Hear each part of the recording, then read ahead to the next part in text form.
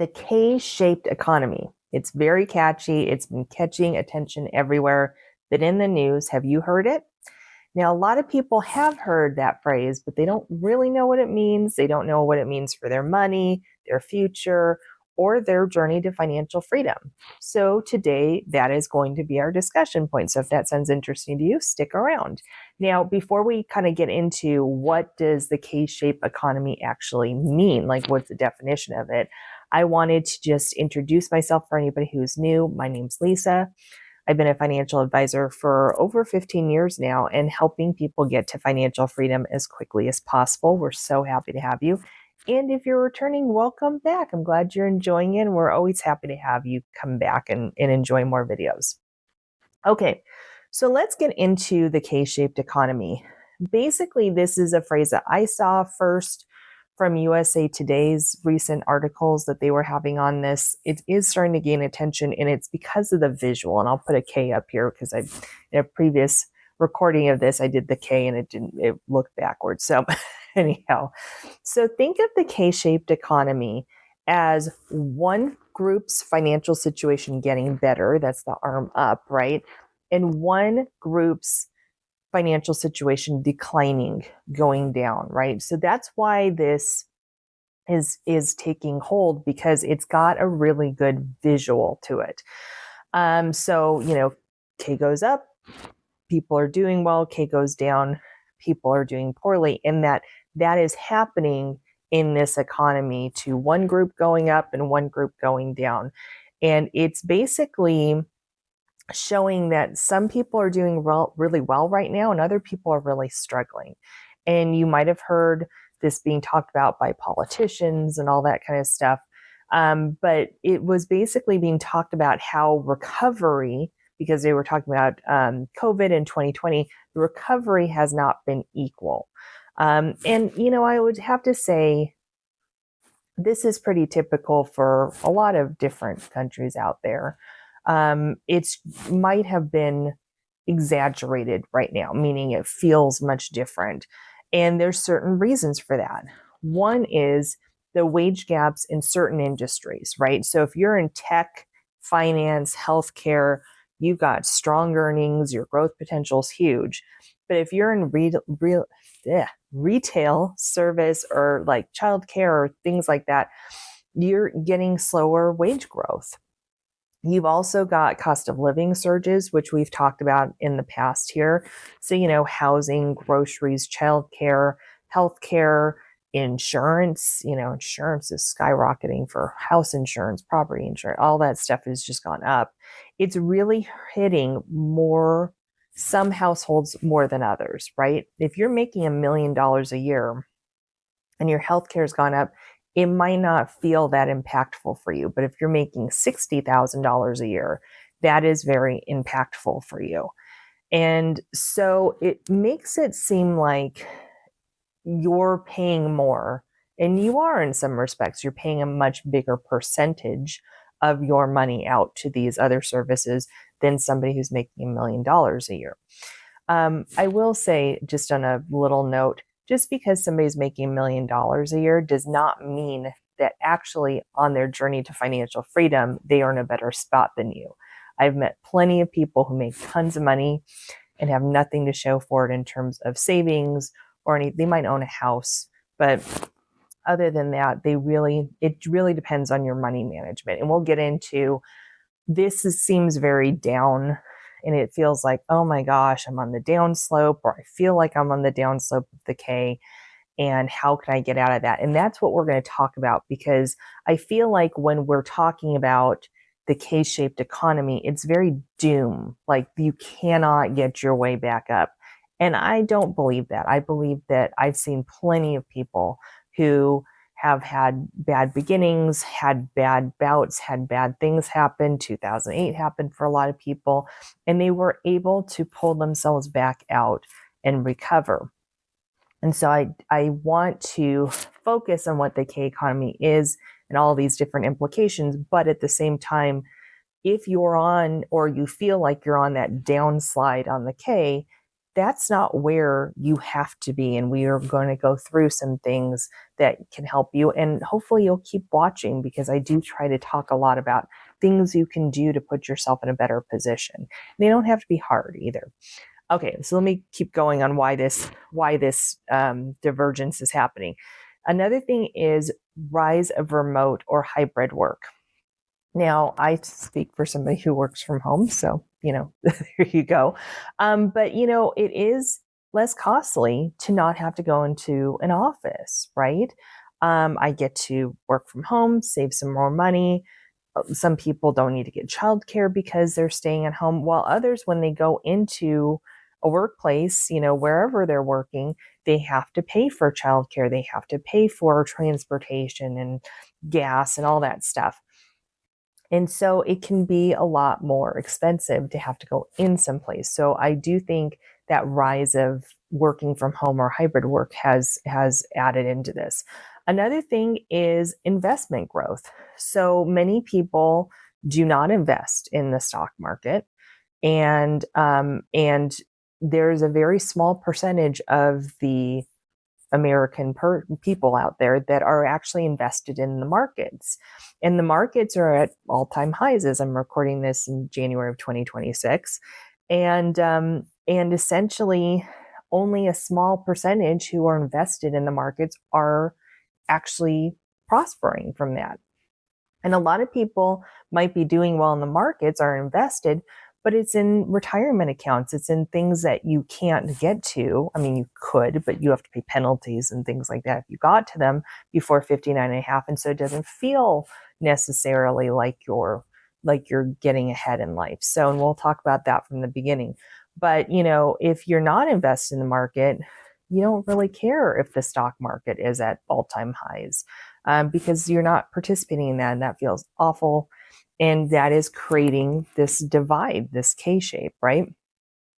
So, how does this K shape show up in everyday life? You've got some examples, and I would say Gen Z is really feeling this divide a bit.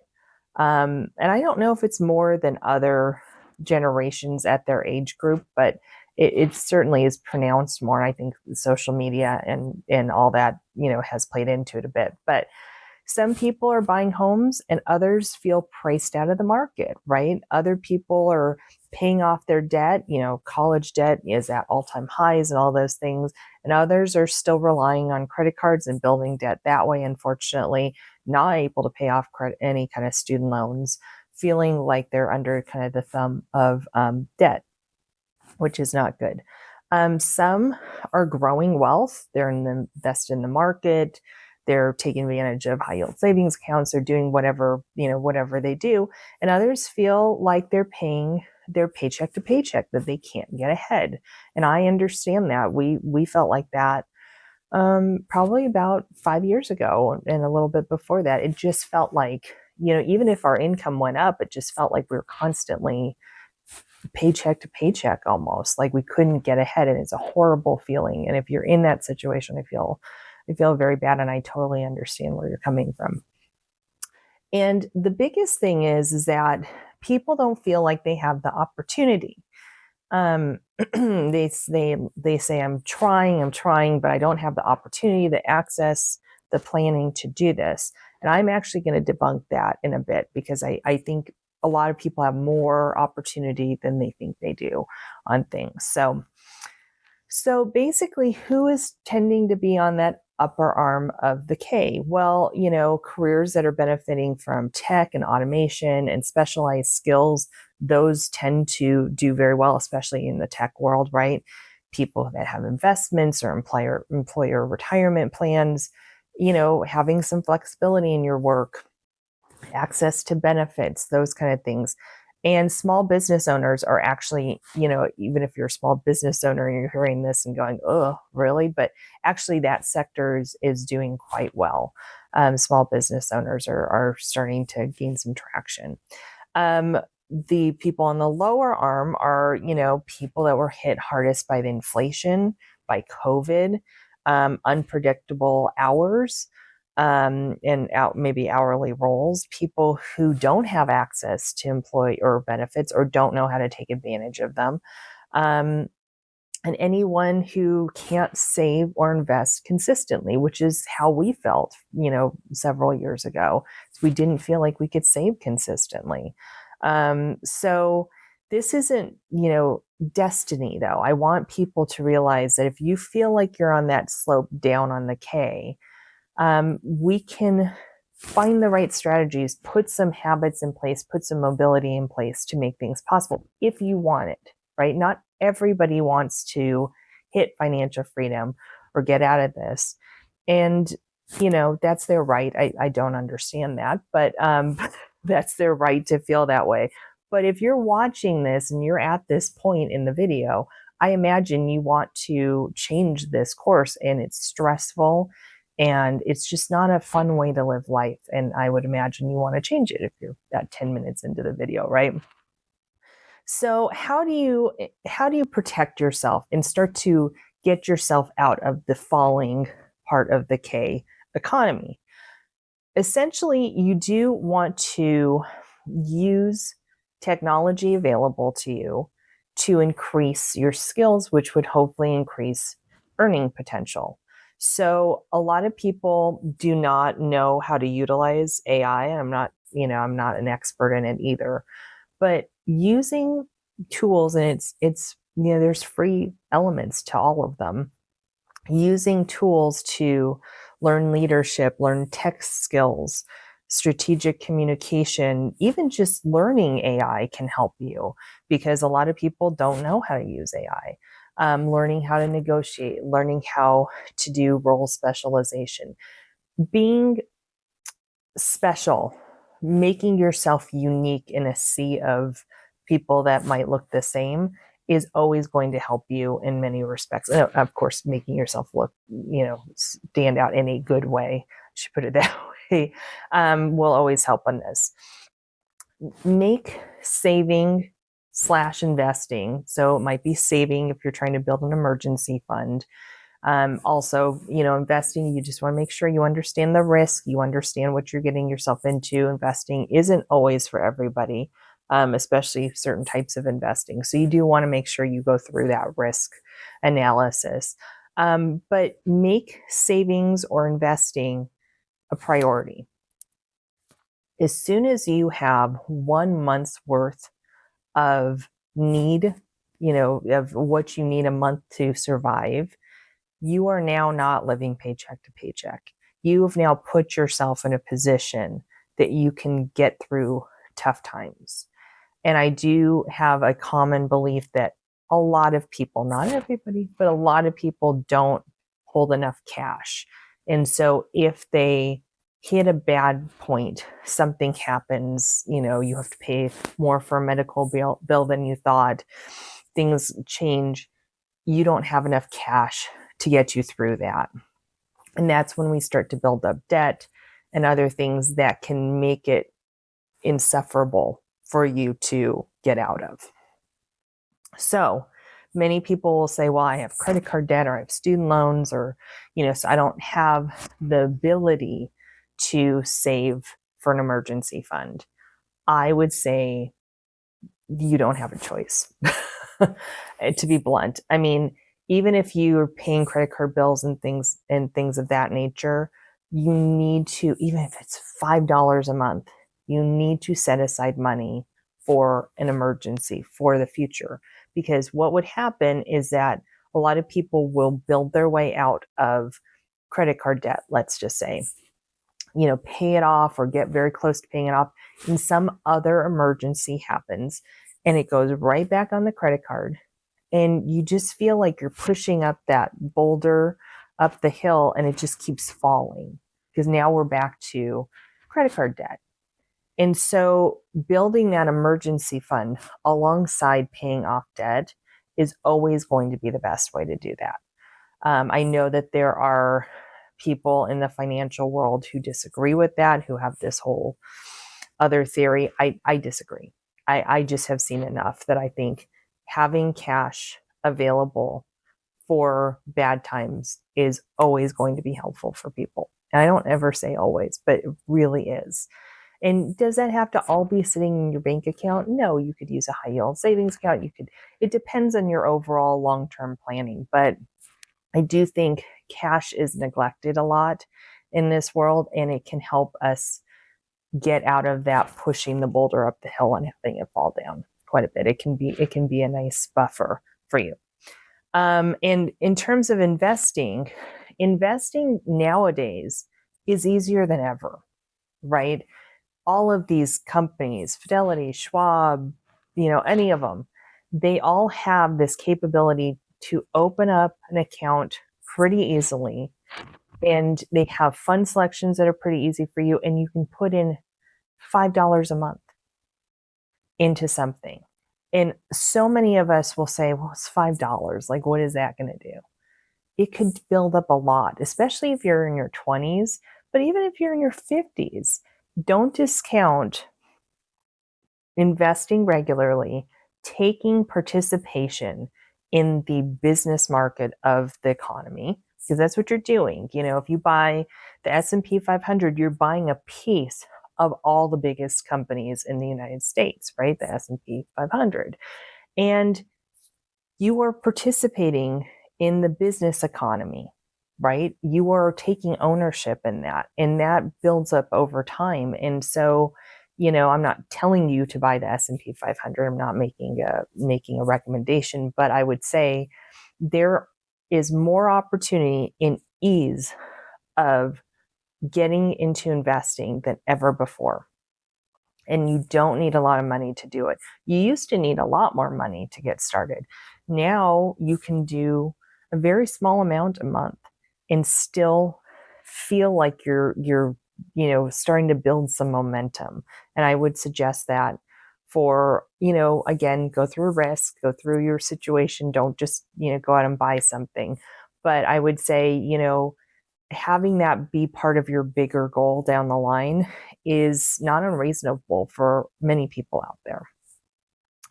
And so another thing you can do is take a look at what small tweaks you can make. So, are you going out and buying a candy bar twice a week? Do you need that's probably not great for your health, but from what we found out of what they put in all this stuff. But could that, $5 be that $5 that you take and you put towards savings, or you put towards investing if you've gotten your emergency fund where you want? Is that something you could do? A, it's probably healthier for you, but B, those small little tweaks add up. The Starbucks analogy that people do, everybody yawns and goes, oh, so boring. But there's a reason that people will bring up your $5 at Starbucks, because it can build over time. And we look at things in today's views as very short term. And we really need to look long term, that little things long term can make a big difference. And I would say, like, that's my last point, is actually really start thinking about long-term planning. Start thinking about a year, 2 years, 5 years from now, 10 years from now. Where do we want to go? What do we want to do? What do we want to be? Instead of always being in the present, which I believe you want to be in the present. You don't want all these distractions, and you get your best work done when you're present, right? But you do need to consciously think about future things. It might be hard now, but how is this going to affect me a year, 2 years, 3 years, 10 years from now? Is that going to put me in a better place? And really start, we talk about self-care a lot and that kind of stuff. But what I find that we do is we neglect taking care of our future self at all. It's all about, get a manicure now, or do something. That's nice. I mean, I'm not saying that's not something you should do, but maybe think about, if I didn't go get that manicure and I invested that, or I put money away in my emergency savings, or I, did something different, put it away to buy a house or something of that nature, whatever fits in your long-term plan, how is that going to affect yourself or affect you in 10 years? Is that going to be a positive thing for you in 10 years? I would say that's the ultimate self-care. So really, a K-shaped economy doesn't mean you're stuck. That's the problem that I had when I was reading that article, was it felt like there's no way to get out of this, and we have to, have all these people come in and take care of stuff and change things for us. But really, it just means you need to be intentional and try to do what you can do. And don't let anybody tell you you can't achieve something. That's crazy. You can. I know it doesn't feel like you can, but you can. So you can rise even when the economy is not doing well, it's uneven, as long as you stay informed and strategic and long-term thinking. That is your key. So I hope this helped. I hope if you're on the downslide of the K that this gave you a little bit of motivation. Feel free to reach out if you have any questions on a personal basis on things. I'm happy to give some advice once I have a little bit more information on you. And if you are in the upswing of the K, make sure you are still protecting yourself, because the upswing can turn into the downswing if you're doing things wrong with your money. So on that happy note, everybody can be in the upswing of the K. Let's leave it at that. Everybody can be in the upswing of the K. On that happy note, stay safe out there, be kind to one another, and we will see you on the next video. Bye-bye.